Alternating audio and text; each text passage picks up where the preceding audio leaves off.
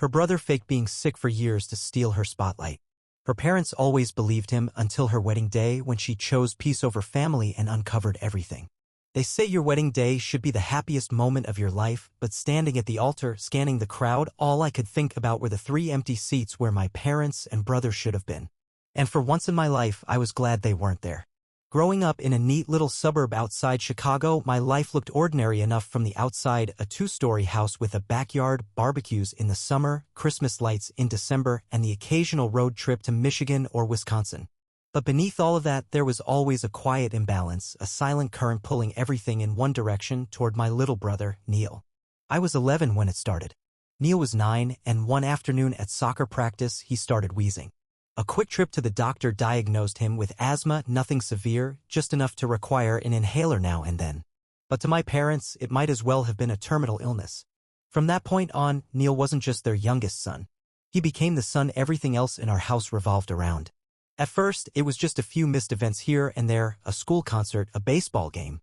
But soon, it became a pattern so familiar I could predict it. If something important was happening in my life, Neil would get sick. My 12th birthday? Cancelled because of a supposed asthma attack, though I found out later he'd spent the night eating cake in the hospital waiting room. My first piano recital? They missed it for another flare-up, only for my grandma to catch Neil playing video games when she called to check on him. By the time I hit 16, I stopped expecting them to show up for anything that mattered to me. I spent my birthdays with friends, not family. I worked my tail off to graduate valedictorian, and instead of sitting in the audience watching me speak, my parents were at home because Neil had a panic attack about finals that weren't even scheduled until the next week. It was like clockwork. Every single time I dared to shine, something dimmed the light. Still, I kept my head down, kept grinding. College wasn't something anyone handed me, I earned it. Worked 2 jobs. Slept in library corners. Graduated with a chemical engineering degree that cost me more in sleepless nights and energy drinks than I'd care to admit. And through it all, my parents were saving their money for Neil's medical fund. A fund for what, exactly? He barely even used his inhaler by then. But questioning that? That was a one-way ticket to being called selfish. So when Jamie came into my life, a guy with a laugh that felt like home and a family that treated each other like they actually mattered, it was like I'd stepped into some parallel universe. His mom baked me cookies after our second date. His dad came to my first work presentation and shook my hand like I was already one of the family. For the first time, I got a glimpse of what it felt like to be seen, not through the lens of someone else's crisis, but for who I was and what I'd done. When Jamie proposed, it didn't take long for the dread to creep in. I kept picturing Neil collapsing during our vows, my mother rushing out in tears, my father pacing the hallway while I danced with my new wife. I could see it like a scene I'd lived before, except this time, it was supposed to be my day. So we made the call. No invitations for my parents. No spot for Neil. No more performances ruined by a last-minute emergency. And as painful as it was to decide that, the actual wedding day proved just how right we were. Jamie's father gave me away. His mom zipped up my suit jacket and told me I looked like $1,000,000. His sisters were my best people. His family cheered, toasted, and cried tears of joy, and not one of them made it about anything other than what it was, our day. Later that night, I scrolled through my phone, bombarded with angry texts and missed calls. My mom called me heartless. My dad said I disgraced them. Neil, predictably, claimed he'd been hospitalized from the stress of being excluded, though my cousin Kay sent me a photo of him at a baseball game that same day, double-fisting nachos and beer with his friends. I stared at those empty seats during the ceremony and felt something I hadn't expected: peace. Not sadness. Not longing. Just peace. And I knew then this wasn't the end of anything. It was the start. If you'd asked me back in high school what the hardest part of growing up was, I might have told you it was missing the big moments, birthdays, graduations, recitals, because of Neil's latest episode. But looking back now, I think the real pain wasn't in the events themselves. It was in the quiet realization that my parents never planned to show up at all. They just needed an excuse, and Neil was always the perfect one. I remember my 16th birthday like it happened last week. My grandparents had flown in from Florida, bless their hearts, to throw me a small party in our backyard. They bought decorations, prepped snacks, and even arranged a few party games. All my parents had to do was pick up the custom cake I'd spent 2 months begging for and grab some streamers from the store. That's it. One simple errand. They left the house mid-morning with Neil in tow, claiming he wasn't feeling well but didn't want to be alone. Hours passed. No word. No texts. No cake. Just radio silence. By sunset, my grandparents ordered pizzas and ran out to the nearest grocery store to buy a last-minute cake with "Happy Birthday" scrawled in uneven red frosting. I tried to smile, tried to act like it didn't bother me. But the whole night, I kept checking my phone, hoping for some sign that maybe Neil wasn't actually that bad off, maybe they'd show up and surprise me after all. They didn't. When they finally returned around midnight, the cake box was half empty, smeared with frosting, and Neil had chocolate on his face. My mom told me the urgent care visit had revealed seasonal allergies. Not the flu, not pneumonia, just allergies. Ones you could treat with a Walgreens coupon and some antihistamines.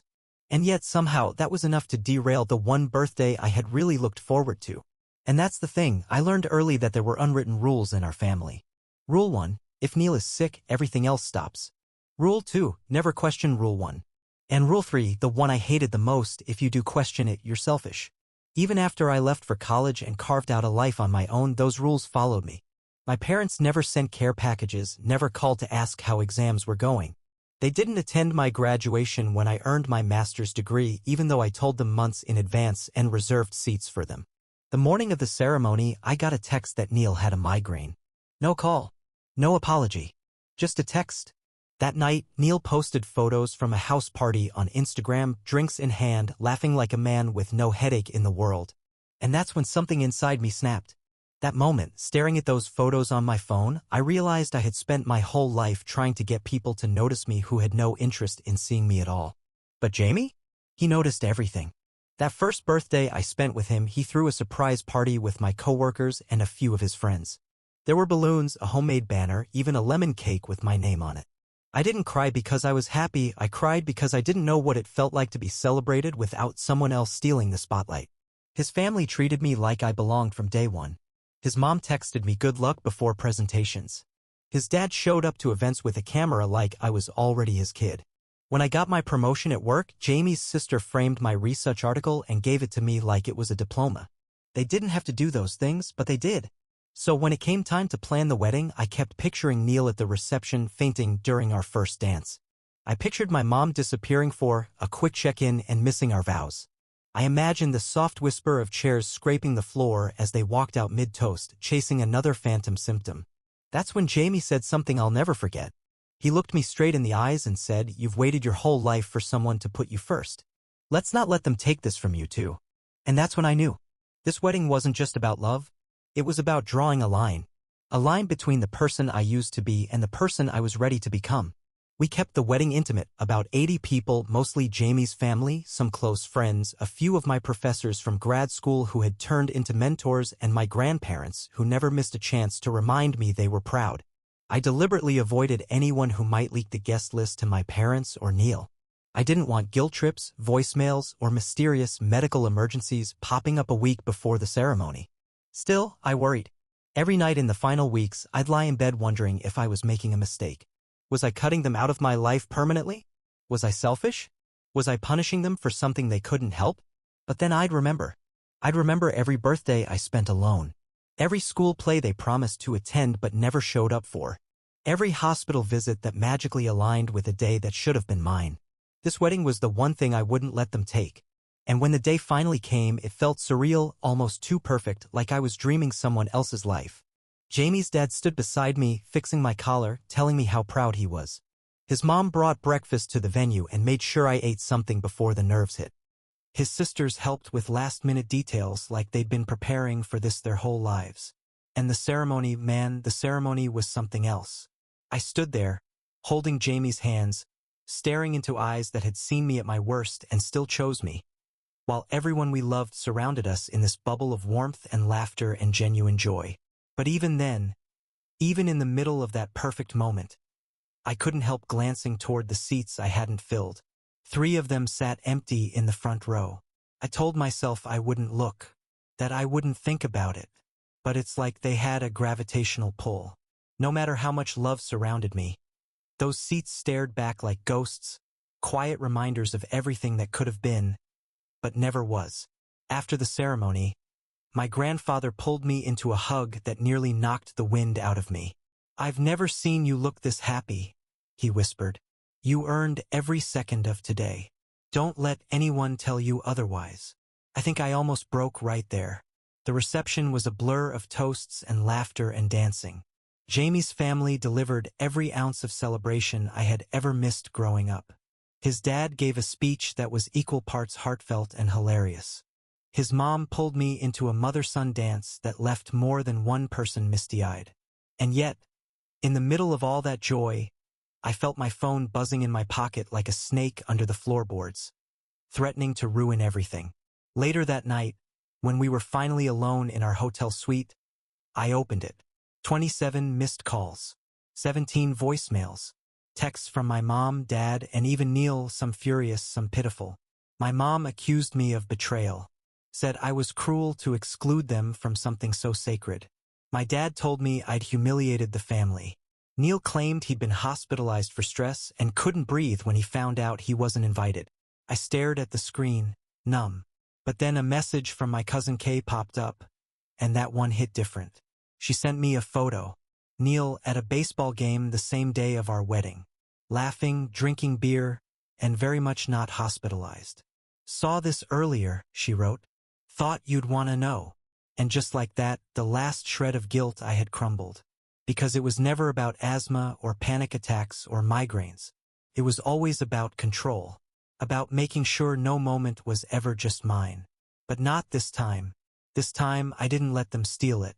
A few days after the wedding, when things had finally settled and Jamie and I were back from a quiet weekend getaway upstate, I got a call from Jamie's mom, a pediatric nurse with 30 years under her belt, including 2 decades in a children's respiratory unit. She's calm, level-headed, the kind of woman who's seen everything from trauma to tantrums, and nothing rattles her unless it truly matters. She told me she tried reaching out to my mom, hoping to extend an olive branch. She said it wasn't about reconciliation, it was about understanding. Maybe there was something deeper going on. Some explanation for why my parents always prioritized Neil over everything else. She thought perhaps she could talk to my mom professionally, gently, respectfully, and find a path forward. She said the call lasted 3 minutes. She hung up on me the second I mentioned Neil's medical history, Jamie's mom said. All I asked was whether they'd ever considered getting a second opinion. That's when my gut twisted in a way I hadn't felt since high school. I suddenly remembered something I'd buried years ago. An October night when I was 17, getting ready for homecoming. I'd worked a part-time job for 6 months to save up for a dress I found on clearance.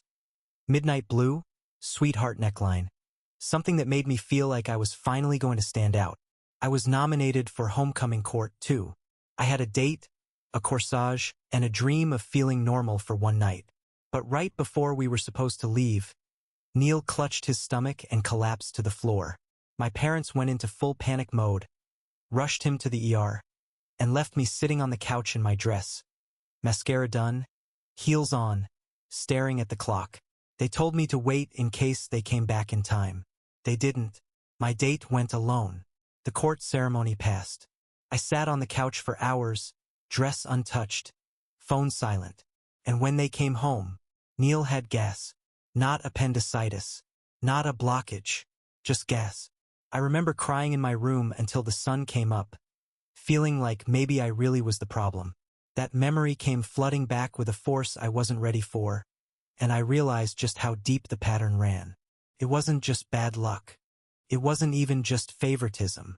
It was manipulation, and I wasn't the only one starting to piece things together. That week, my cousin Kay called and asked if we could grab coffee. She'd been one of the few people in the family who didn't pressure me after the wedding, and she was the one who sent the photo of Neil at the baseball game. She walked in carrying an envelope and a nervous smile. "I need to tell you something," she said. We sat down and she told me that years ago, when she and Neil were both still in high school, he got drunk at a cousin's graduation party and confessed something to her. He told her he faked most of his symptoms. He said he loved the attention. That he felt like nobody cared about him unless he was sick. That it became a game. How much could he get away with? Could he get out of school? Could he get mom to cancel dinner plans? Could he make my achievements disappear? Kay said she didn't tell me then because she didn't want to stir the pot. She hoped things would change. She hoped Neil would grow out of it.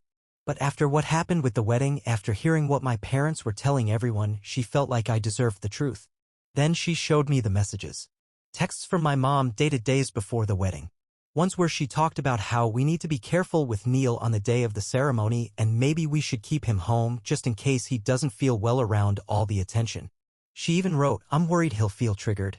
Maybe we could play it safe and keep a low profile until we know how he reacts." They didn't even know they weren't invited yet. And they were already planning a distraction. I stared at those words on Kay's phone, feeling like the floor beneath me had given way. For so long I'd second-guessed my own memories. Maybe I was being dramatic. Maybe I was holding a grudge. Maybe I was the one ruining the family. But reading those messages, it was like watching years of gaslighting unravel in a single scroll. I hadn't imagined it. I wasn't crazy. And I sure as hell wasn't selfish. I was the only one who finally said enough. I used to think the worst part of being sidelined was the silence, the way people around me never said anything even when they saw it happening. The way relatives would give me that pitying glance when my parents bragged about Neil's new part-time job while brushing past the fact that I'd just been offered a lead position on a research team. They never said, "That's unfair." They never said, "You deserve more." They just kept quiet like it wasn't their place. But after Kay showed me those texts, from my mother no less, things started to shift. People were finally speaking up. My aunt, my mom's older sister, called me a few days later. At first, I braced for more guilt, more lectures about forgiveness and family. But instead, she said, "I owe you an apology." I couldn't even respond. I just waited. She told me she looked the other way for too long. That she remembered my mom dismissing my achievements at that family reunion a few years ago, the one where I announced I'd be heading a new research team, and how, not even 5 seconds later, my mom had pivoted to talking about how Neil had started stocking shelves at the local grocery store. I remember thinking it was weird, she admitted. But I didn't say anything. I should have. She confessed that my mom had always played favorites, but no one wanted to be the one to call it out. "We didn't realize how bad it had gotten," she said. "But your wedding? That was the final straw." Hearing that was like having someone finally crack open a window in a room I'd been suffocating in my whole life. Jamie's family, who already felt more like my own than the one I was born into, kept showing up for me in ways I wasn't prepared for. His dad gave a toast at a post-wedding dinner, nothing extravagant, just close friends and family who couldn't attend the ceremony. In front of everyone, he listed my accomplishments, my degrees, my publications, my promotions, as if I were his own child. "We're proud of everything you've done," he said. "You've earned every bit of joy coming your way." I wanted to hold it together, but I couldn't. I cried right there at the table because no one had ever said that to me before. Not like that. Not with sincerity that ran deep. And that was when I knew I wasn't just grieving the absence of my parents at my wedding, I was grieving the idea of them ever being the people I needed them to be. Still, the fallout from the wedding kept rolling in. More texts. More voicemails. More threats dressed up as concern. My father left me a voicemail saying I had destroyed the family. Said Neil was struggling to breathe because of the stress. Said I was killing him by choosing resentment over love. But then came the message that burned itself into my memory. My cousin Kay called again. She sounded tired. Drained. She told me Neil hadn't just faked his symptoms over the years, he'd bragged about it. At another party, years ago, he'd laughed about timing his attacks so perfectly that no one ever questioned them. He said, "All I had to do was clutch my chest and look pale. Mom would cancel a flight for that." He thought it was funny. A joke. Kay said she'd confronted him after the wedding. Asked him why he would do that to me, why he'd sabotage my milestones. His response? He told her I always acted like I was better than everyone, and that he was just evening the playing field. Evening the playing field.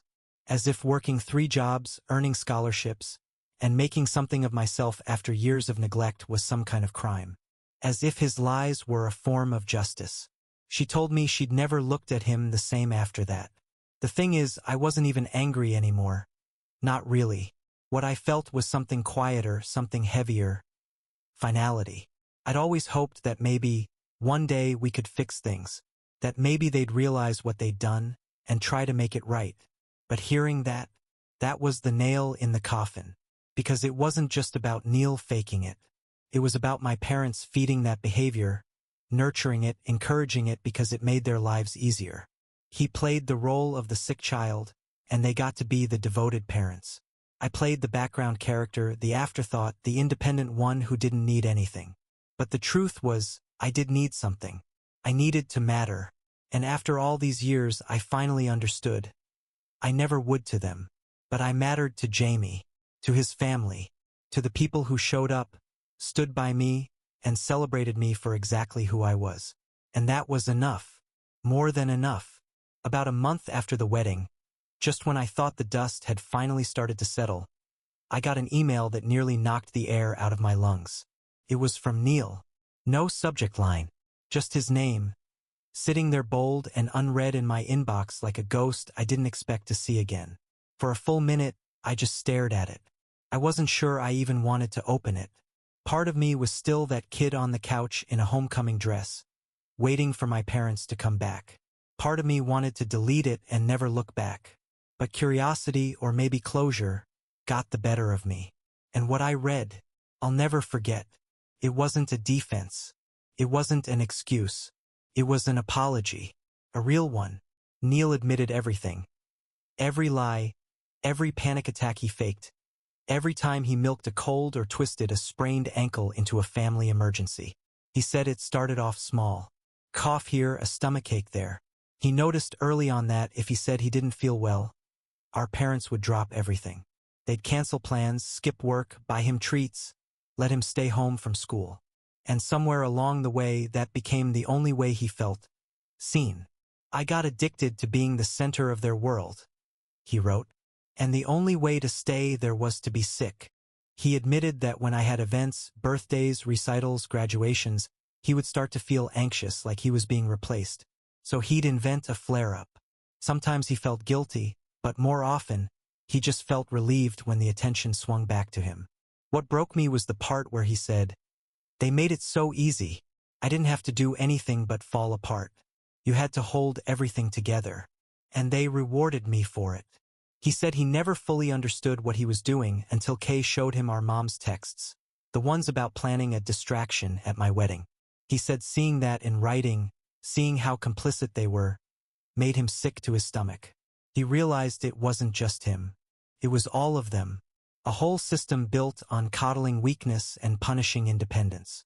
He said he's been going to therapy for the past few months, not because he wanted to at first, but because he hit a wall. He couldn't find a steady job. Couldn't hold down relationships. He kept waiting for someone to rescue him like mom and dad always did. But they never showed up the way they used to. And for the first time, he had to sit with the consequences of his choices. He wrote that he doesn't expect forgiveness. He just wanted me to know he sees it now. Sees what I went through. Sees what he took. Sees how he turned moments that should have belonged to me into a spotlight for himself. And then, at the end, he asked to meet. Not for a grand reunion.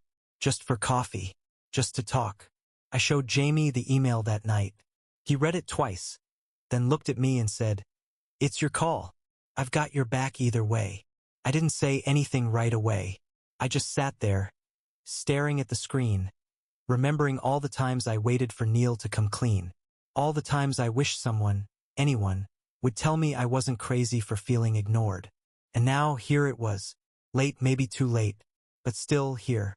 A week later, I agreed to meet him. Public place, broad daylight, nothing heavy. Just two siblings with too much history and not enough honesty between them. He looked nervous when he walked in, older, thinner, a little broken around the edges. He apologized again. I nodded, said thank you. And then we talked. Not about everything, not yet, but enough. He told me he's planning to move out of our parents' house. Said he's looking for a full-time job and a smaller apartment he can afford on his own. He's cutting ties, just like I did. Not to escape blame, but to try and rebuild something real. I want to know you, he said quietly. Not through mom and dad's lens. Just you. And in that moment, for the first time in our lives, I think we actually saw each other. Not the sick kid and the forgotten one. Just two people trying to find their way out of a house that never knew how to love them equally. After meeting Neil for that coffee, I walked away with a strange, heavy mix of emotions I hadn't expected. Relief, sadness, anger, and the faintest hint of something I never thought I'd feel toward him. Hope. Not hope for a fairy tale ending. Not some naive dream that we'd become best friends overnight and start reliving our childhood the way it should have been.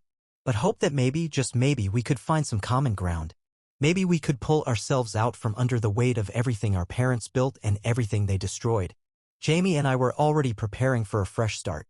He had accepted a new position at a prestigious research institute in Boston, and I'd been offered a job at a biotech firm that aligned almost perfectly with my skill set. We were packing boxes, setting up new accounts, forwarding mail, doing all the things that make a life feel brand new. But even with that distance on the horizon, the storm hadn't fully passed. My parents had found out about Neil's apology. Apparently, he'd made the mistake of leaving his email open on a shared family computer during a weekend visit. My mother saw the message he sent me. Read every word of his confession. And instead of reflecting on any of it, she did exactly what I feared she'd do. She lashed out. She threatened to cut him off financially. Told him he was being manipulated. Accused me of turning him against the family, of poisoning his mind just like I poisoned the wedding. My dad followed it up with an email filled with cold, corporate language that sounded like it was drafted by a lawyer, probably because it was. He warned Neil that if he chose disloyalty, he shouldn't expect continued support of any kind. Neil sent me a screenshot of that email with the caption, "Guess it's finally my turn to be the disappointment." I didn't know how to respond to that. Part of me wanted to tell him, "Welcome to the club." Another part just felt sick all over again. Because the truth is, we were both pawns in a game neither of us ever agreed to play. And now we were trying to rewrite the rules on our own terms. Neil said he's looking for a job outside the city, something stable. He's even considering moving to Boston eventually, though he made it clear he wasn't rushing anything. He wanted space, time, accountability. "I don't want to be a charity case," he said. "I want to earn whatever's next." That mattered more to me than he probably realized. Meanwhile, my parents didn't stop. They alternated between silence and calculated chaos. Some days I'd wake up to messages filled with desperation, my mother begging for a second chance, saying she missed me, missed us, missed being a family. Other days, my voicemail would be filled with accusations that I was making Neil sick, that I was driving a wedge through the heart of the family, that I had become cold and selfish and unrecognizable. But the worst was a message I got from my dad. A real daughter would apologize. A real daughter would fix this. That one hit differently. Because for the first time in my life, I didn't feel wounded by it. I felt angry. Clear.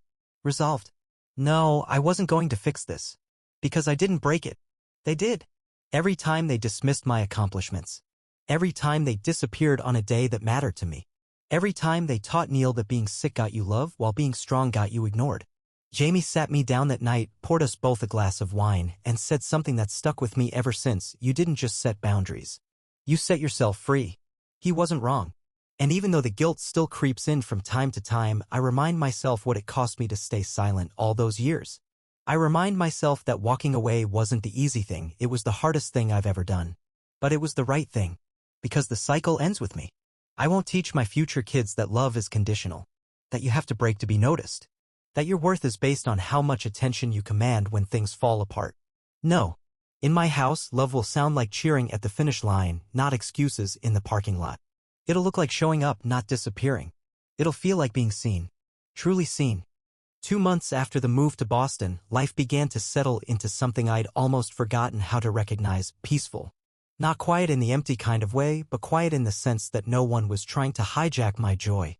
No one was barging in to make my milestones about their emergencies. It was just Jamie and me figuring out where to put the coffee mugs, which wall the bookshelf looked best on, and how to turn our new apartment into a home. We weren't just starting over. We were starting right. Neil and I kept in touch, mostly through texts at first. He updated me when he found a job at a tech startup, entry-level, nothing fancy, but it was his, and he was proud of it. A week later, he told me he'd finally signed the lease on a one-bedroom apartment with no help from our parents. He even joked, "First time in my life I've signed something that didn't require Mom's name next to mine." That made me smile. Because that was the first time I'd seen him really stand on his own 2 feet. He asked to visit Boston once he got some paid time off. I told him that when he was ready, really ready, my door would be open. No guilt. No drama. Just truth. And as for our parents? I muted their numbers months ago. I haven't responded to a single voicemail or message since the wedding. My dad's last message said something like, "I hope you can live with yourself," and I remember thinking, I finally can. It's strange how peace feels when you're used to walking on eggshells your whole life. The stillness used to make me nervous, like something bad was around the corner. But now, when I sip my coffee on the porch or laugh with Jamie while we're grocery shopping or get a congratulatory call from his mom after I finish a new project, I realize this is what normal is supposed to feel like. Not fireworks. Not drama. Just steady love. A few weeks ago, Jamie's family threw us a belated Boston housewarming. They drove up from New Jersey with casseroles, champagne, and a dozen frames filled with photos from the wedding. His dad gave another speech. He always gives speeches, and this time he said there's no such thing as perfect families. But there are families who choose each other. And we're proud we got to choose you. And as I looked around the room at the people who had shown up, stayed, and never asked me to dim my light, I realized something I wish I'd known a long time ago. Family isn't blood. It's presence. It's not who claims you when it's convenient. It's who shows up when it counts. There was a photo from the wedding tucked in one of those frames. Me, Jamie, his parents, his sisters, my grandparents. Everyone smiling. Genuinely smiling. And right there, in the center of the shot, were 3 empty chairs, barely noticeable. The same ones that sat vacant at the ceremony. But now I don't look at them with regret. I look at them with clarity. Because those seats were never truly mine to fill. I had been trying to make people stay in a story they never intended to read in the first place. And now I was finally writing my own. No more waiting for approval. No more begging for recognition. No more trying to earn what should have been given freely. I am done chasing ghosts. And for the first time in my life, I'm not standing at the edge of something, I'm right in the center of it. My story. My piece. My family. And this time, there are no empty seats. Not anymore.